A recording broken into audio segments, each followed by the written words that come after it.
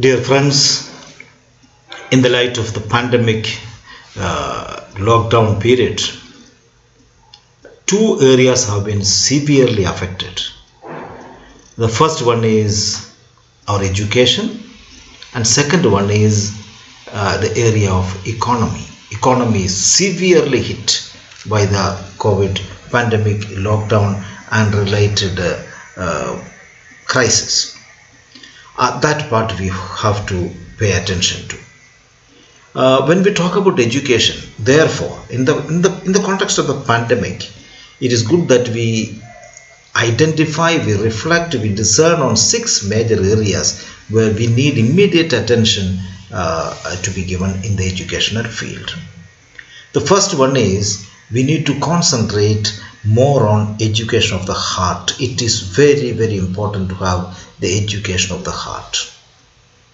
Very often we educate our children intellectually, memory based education, etc.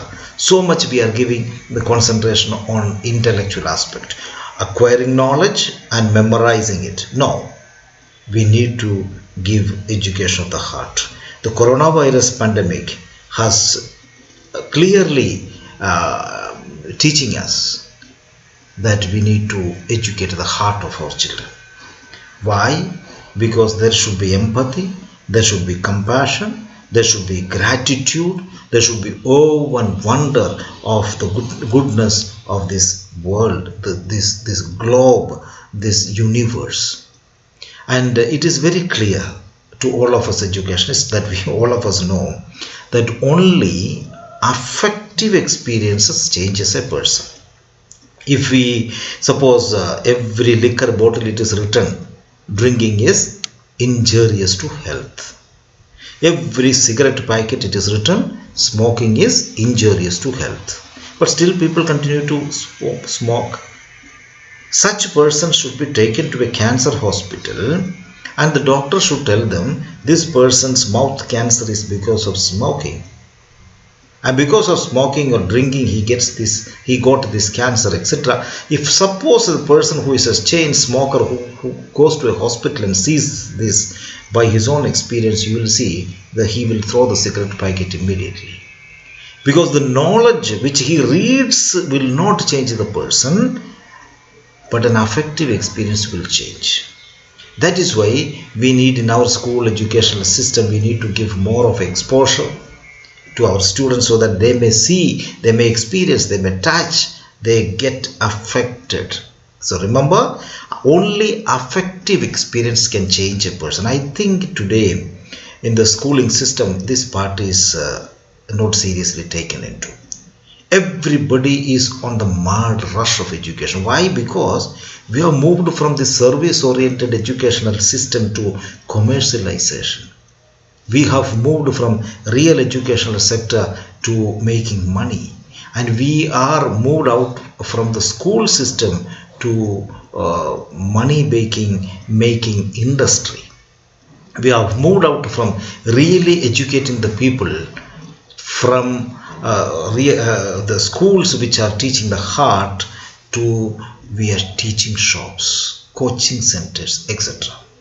That is why we have to revisit once again the education of the heart. Make our children gratitude to God, gratitude to one another, gratitude to everything. That is very important thing. Second thing we need to concentrate, in my opinion, is our people, our students must be creative. That creativity has to be taught. Every aspect of life there should be creativity, innovativeness, newness. That's what we need to teach. Not the beaten path, always the same thing.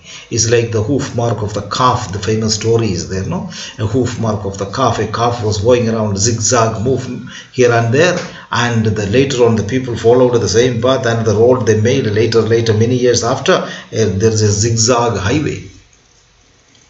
We should not follow like that. We should be creative people.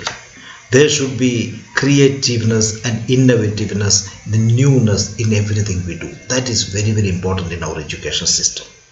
Third one is we need to, for example, good communication, receiving and giving communication in a better way. Why? Because today people do not listen. Nobody is listening the groaning of this earth, listening the cry of the people, especially the marginalized, the weak, the poor, the neglected, the exiled. Therefore, we need to have proper communication, listening, and also not only listening. I should be able to communicate what I feel. Self-expression must be given importance, and I think that is the third area we need to pay attention. The fourth area is psychophysical training and cooperation. Psychophysical training means we need to have emotional maturity. Teachers must be mentoring each one of them, and we need to develop that psychophysical training. It's not only intellectual. We are human beings endowed with many other faculties. One of them is psychology. One of them is emotional life, and that emotional maturity is lacking today. They say that today's children are intellectually superior but emotionally immature. Why? Because of their lifestyle, their system of life today, the apartmental life, the city life, etc., and the modern gadgets, the artificial intelligence, and the modern gadgets of online internet methods, etc., making them so much aloof from one another, and therefore emotionally the problems are coping up. That's why we see, emotional immaturity is very clear. That many of them are even committing suicide. People have plenty of money, achieved a name, fame, everything. Finally, they end up in committing suicide. The reason is psychologically, emotionally, they are unsafe. That is why we need to concentrate on this aspect. That is psychophysical training, I call it. That's the fourth point. And in order to do that one, this fourth point, we need to have integration of sports, art, drama, study, and humanitarian subjects, and more of interactive sessions, etc., must be given to our children. There should be cooperative learning, etc., must be encouraged in our schools. The fifth point we need to look at is a lot of rational. Human beings must be made rational. They must think. A lot of insight must be cultivated, and there should be ability to ethical judgment. We need to have a reason as a major point in our education system. Very many times, what happens is somebody says, somebody follows, and everybody follows. I remember a very famous novel which touched me so much is Far from the Madding Crowd by Thomas Hardy. The fantastic novel. It says you should not be part of the crowd. We should be far from the madding crowd. Crowd itself is a negative word. Mob itself is a negative word. We should not be part of this mob mentality. We should have our own individuality. We are all unique. Let us think what is good. Let us be convinced of what we think and act. So therefore, rational thinking must be taught, insight must be given. They should be able to see a lot of insight in what they learn, their own life, the system that is happening all around. And therefore, a lot of support for research must be given. Let them spend some time, an inward journey, and then get a kind of insight, which intuition we call. Intuition must be given to our children. That opportunity must be given. And the final thing is, there should be a willpower. Willpower means that's very, very important. I can do, we can do, together we can achieve it. That kind of, but that will not come unless there is a proper discernment. And discernment means not simply discussion and making decision. Discernment means what is good for me. I reflect myself, and a conviction will come in, and then I will decide and act upon. And in discernment, it is also part that as I decide, the other person also has a right to decide. I am not going to impose my thinking on anybody else. So that is why willpower, discernment and action must be part of our schooling system. And we have a lot of things to see, because we human beings are body, health, sensation. That happens. Body and health has to go together, because a lot of sensation will be getting through this combination of both. We need heart and emotions. That is why we have empathy. Mind is for understanding. There's a logic comes, and that's a reason. And imagination must be encouraged, because that only those who are imagination. Walt Disney says, if I have a dream, I can achieve it. Imagination is very, very important. When you have imagination, you will search for answers. There will be creativity. There will be harmony. So body, it will give you health. You have to work for health, and sensation will be the result. Heart, emotions, empathy, very, very important. Mind, logic and understanding. Imagination, that gives you search and research, and creativity, harmony. And finally, we need is an openness to the mysteries of God, because we are not here and a separate entity. We are part of this larger universe. We are part of this universe. We call in we are all part of this web of life. There is everything is important. Everything is together. We are only part of that. Don't take it that we are the thing. No, we are only part of this. Therefore, in the social level, we need to cultivate healthy relationship with parents, siblings, neighbors, friends, teachers, outsiders, everybody. And therefore, we need to give a lot of opportunities for children to reflect in the classrooms. A healthy relationship must be built up. Opportunity must be given. Club activities must be given. And we also have leadership training programs, etc. must be given. Healthy relationship must be encouraged socially.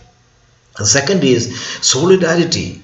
Solidarity with the entire human nation. Today we know the coronavirus has taught us that we cannot be separate entities.